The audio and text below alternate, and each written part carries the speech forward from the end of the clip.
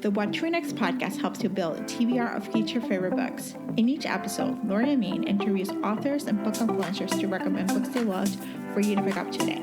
If you're an avid reader, always looking for your next great read, then this show's for you. Hi, Georgia. Welcome to What to Next podcast. Hi, thanks for having me. So happy to have you here. So tell us what you've been up to. Well, I just got back from being in Australia. I am Australian and my new book is set in Australia. So, just doing a trip for tax write-off reasons. Just kidding, to see my family. And really excited to talk about this new book and share the Aussie love with all of my American readers. I love this. So you wrote this book in the pandemic. I'm assuming you were like, I need to get out of the New York bubble and exactly go somewhere tropical, go somewhere island, and share your childhood and like Australia to the world. So tell us about Island Time and what inspired you. Exactly. Well, I live in New York. I live in Brooklyn with my wife, and all of my books so far have been set in New York. I love New York City. I love living here. But by August 2020, I was climbing the walls and going through, the pandemic hell that we were all going through. And I really needed my new book to take me to the place that I couldn't go, to be with the people that I couldn't be with, which is Australia and my family. Mm-hmm. So Island Time is set on a fictional island, small island, set off the coast of Queensland, Australia, which is where I spent my summer holidays as a child, visiting my grandparents, and my mother lives there now. And the concept of the story are two very different families, one American, one Australian, who have nothing in common except for the fact that their daughters are married, go to this lovely island called Lady Lushington Island, or the Indigenous name is Monday, for what's meant to be a sort of bucket list 3-night family vacation to spend some time together and get to know each other. And their sort of short trip is thrown awry when a volcano off the coast of New Caledonia erupts and wipes out travel in the whole East Coast. And they're stranded on the island, just the two families and two other people, one on-island employee, the sole on-island employee, a Canadian woman named Liz, and an Indigenous man, Jara, who was camping on the island. The island is under exclusive native title, which means it belongs to the Indigenous tribe whose ancestors would have originally lived on the island. And so it's a story where all of these characters come into this, what's meant to be a short vacation, sort of thinking their life is going one way on one track, that they're sort of headed for this destiny. And by the time they leave, everyone's lives have changed as a result of everything that goes down on the 6 weeks that they are stranded there. It's queer romance, family secrets, dives into the questions that I was really thinking a lot about at the time around ambition and parenthood. There's a bird-chasing bromance in there, sort of a big, sumptuous, sexy, fun summer novel with white sandy beaches and crystal clear waters and lush rainforest, an island that you're never going to want to be rescued from. I have to tell you, I was like, when I started reading it, I was like, okay, I don't know where this is going to take me.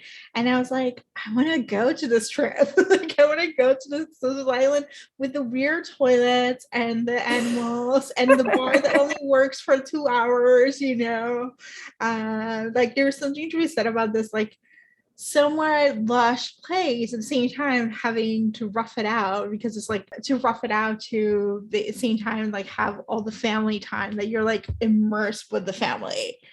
Yes, yeah. You can't escape them because they're there, and we hear from every single member in the story. We hear their thoughts and their voices, and so it's kind of immersive experience. Yeah, I love writing ensemble. I love being able to see a situation from everyone's point of view, as opposed to just being, seeing it from one character's view of the whole thing. And it's really, all of the characters are very different personalities, different agendas, different kind of jobs and different backgrounds. And their kind of take on the situation is all, again, different. And it's just sort of so fun to pop into different people's heads. And and as a result of being stuck together for 6 weeks, these characters like have conversations they never would have had before. Their relationships develop in a way they never would have had before.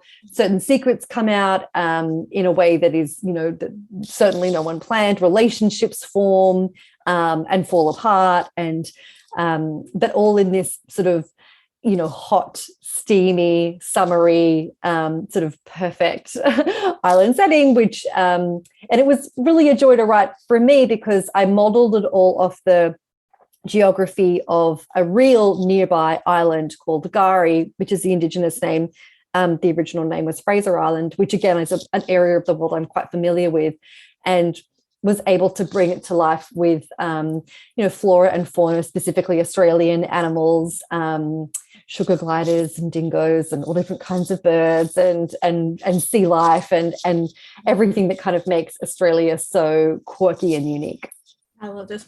So I gotta ask you about the logistics of writing an ensemble cast, because there's a flow in the story and we hear each person talking the story. So how do you plan each point of view to be said on that particular part of the story? Like, do you have them like notes and you just like put them like here, and then like, okay, the story needs to flow and this person's voice will come here and this other person's voice, or is it just like you pants your way? I had a sense of where I wanted each of the characters' storylines to go. So sort of separately sort of knew where I wanted to take them, although a lot does happen on the page and things that you think will work in outline. Once you're kind of working with your characters and you're in the moment, you sort of realize, or they kind of tell you like, I would never do that. I would never say that. Or this is just isn't kind of emotionally realistic. So I sort of do have like a sense of where I want to sort of go with everyone. Sometimes that is very loose. So it's like a general, like, awakening about blah, blah, or whatever. And so I'm not exactly sure how that's going to happen. And then I will kind of try and braid the plot together in sort of a note, a card or outline form, so that I sort of have a sense of where, the basic order of things. And then when you're sort of in it, like when you kind of, the plane starts flying and you can't, come down, you'll have a sense of, well, we haven't heard from so-and-so in a while, or, we've had a couple of serious scenes. It's time for some levity or so on and so forth. But a lot of it is quite instinctual. This is my sixth book. And I like to trust myself as much as possible and to just respond intuitively to things. I think when you overthink things, it can take some of the humanness and spontaneity out of a project. And so I like to I sort of see myself as a director and I like my characters are the cast, and I like to put them in the driver's seat as much as possible. Like I sort of like, we'll go into a scene, they know the brief, like they know where the scene kind of needs to go emotionally, but I'm not like a heavy-handed director, like breathing down their neck with like, no, do it again this way. Like I kind of just like to see what happens, like, and to sort of be more of a observer.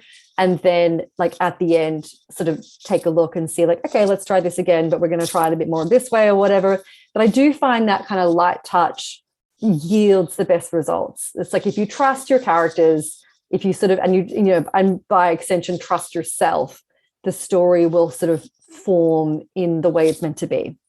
I love this. Yeah, I think it's just like, I love your cast of characters. It had to be you, this whole cast of characters. And I love to be immersed in this world. Like you create a world that is just like, you don't think about it and you're like immersed in these people's lives. And as someone who's nosy and reads about like, I want to know everything about everyone. You provide me essentially a series and one book, like I know what this couple is happening. I know what this one is struggling with. I know what this is happening. I know, like, it's just an immersive experience, for a reader to just understand like everything that's going on, That's great. I'm glad that you're enjoying it. Thank you. Yeah.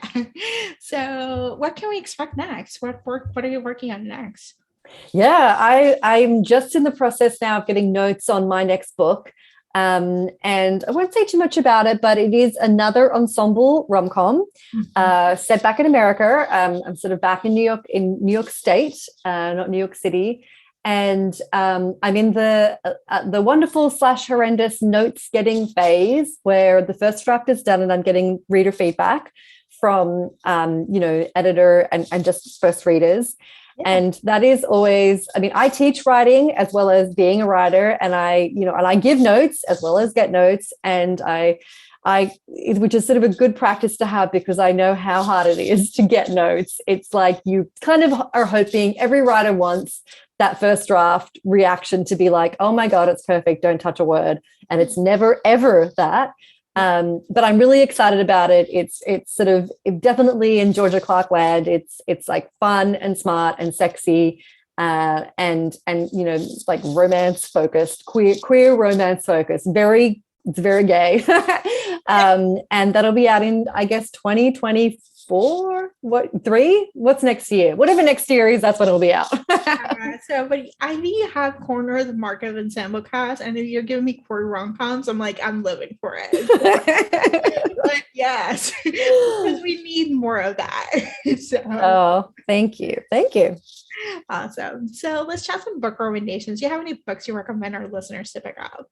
Yeah, look, I thought I would just stick on romance because that's my genre, and even though I read pretty widely, like I read a lot of literary fiction, general fiction. I'll dip into like mysteries and thrillers, and memoir, but like I read a lot of romance because I love romance, and I read a lot of it because that's my genre and I need to sort of stay up to date. So I'll just give you like 5 quick romance recommendations. And if you are a romance fan, a lot of these will be familiar because I'm kind of going for some heavy hitters here, starting off with Casey McQuiston, one of the sort of leading lights in the world of smart romance. Casey wrote the giant hit Red, White, and Royal Blue as their debut. Talk about coming out swinging. It was a massive success. The story of the son of the first female president who falls in love with the closeted Prince of Wales.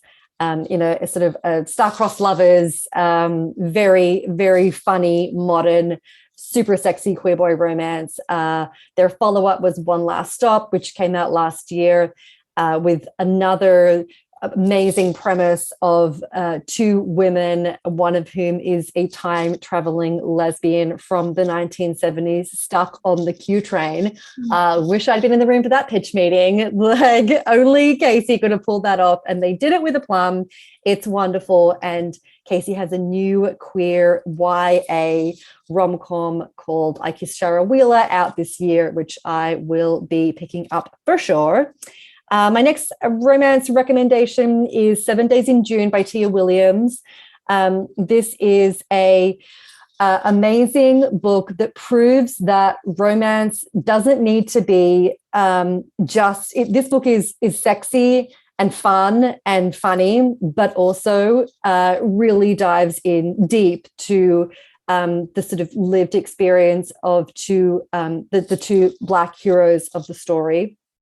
It's a straight romance, and I think when a lot of people think of romance, they think of, like, if they don't read romance and they don't know the great diversity and breadth of the genre, they think, oh, it's all just like bodice rippings or like silly girls like shopping a lot or something like that, which couldn't be further from the truth. And this is a book that really proves that you can write a beautiful, sexy romance that has true depth and character development, and real grit to it, and is just such a beautifully written book on a line level, as well as being a really important book. Emily Henry would be my third rec, arguably the reigning queen of romance right now, with massive hits, Beach Read, People We Meet on Vacation, and New Book Lovers coming out this year. Emily writes very, very funny, sort of in like character, like in all of her books so far, it's been straight romance between a guy and a gal who have off the charts chemistry and even better banter. If you like banter, if you just like characters who spend a lot of time going back and forth with witty quips and dialogue, like Emily is your girl for sure. And again, a lot of depth to her books. There are always sort of real like subplots and backstories with emotional family storylines, and sort of I would expect nothing less from book lovers, which is already shaping up to be the book of the summer that everyone is going to be reading. If you like your romance a little on the spicier side, Tessa Bailey is a extremely popular romance writer who is a self-published author, and which is no small feat. I mean, I can barely do it with a whole team behind me, and she's doing it on her own. Her last book that I read was called It Happened One Summer, which is sort of like Schitt's Creek style fan fiction, like a take on Annie Murphy's character, and is very sexy. So like if you sort of like your romance to be sort of like really seeing like hot sex, then Tessa has a huge backlist and is a very funny writer. And finally, a book that I sort of went under the radar, but a lot of romance readers read it, Robin Lee's The Idea of You, which came out a few years ago, which is quote unquote Harry Styles fan fiction about a 39-year-old gallery owner from Los Angeles who falls for a boy band member modeled off Harry Styles, and their romance, which takes place over years and is not a rom-com. I would say it's a rom-dram, a romantic drama. There's not a lot of humor in it, but it's a very grounded and played out idea of this huge age difference, which like I feel like ordinarily you would think like that's gross and weird, almost 20 years between the two. But Robin is such an accomplished writer and so good at what she does that you really fall for these characters and you really want them to work it out. And it's very sexy. So they are my 5 romance reads for you. I love all these romance reads. I read most of them, and I have to tell you, I agree with all the recommendations.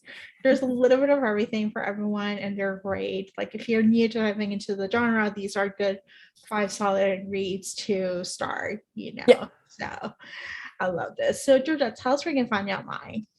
You can find me online. My website is georgiaclark.com. The only social media platform that I'm active on is Instagram. So message me there. And I have a monthly newsletter where I share writing tips, as well as reading recommendations and just kind of like what I'm up to. And you can sign up at georgiaclark.com on my website. Awesome. Thank you, Georgia, for being on the show. Thank you for having me, Laura. If you enjoyed this podcast, feel free to share with friends, subscribe, rate, and review the show. This is the easiest way to support the podcast. Today's episode's partner is Libra FM. If you're an audiobook listener, then you should add Libra FM as your go-to source for paid audiobooks. Libra FM makes it possible for you to buy audiobooks through your local bookstore. Memberships start at $14.95, and they also have great sales for romance audiobooks each month for $3.99, thanks to the Kiss Club. To sign up for Libra FM, please visit whattoreadnextblog.com/LibraFM. You will receive a free audiobook when you sign up for a monthly subscription. If you purchase a subscription through our link, you will be supporting the podcast at no cost to you. The What to Read Next podcast is part of the Frolic Podcast Network. Please visit frolic.media/podcast to discover new shows to tune in. Thank you so much for listening and have a great day.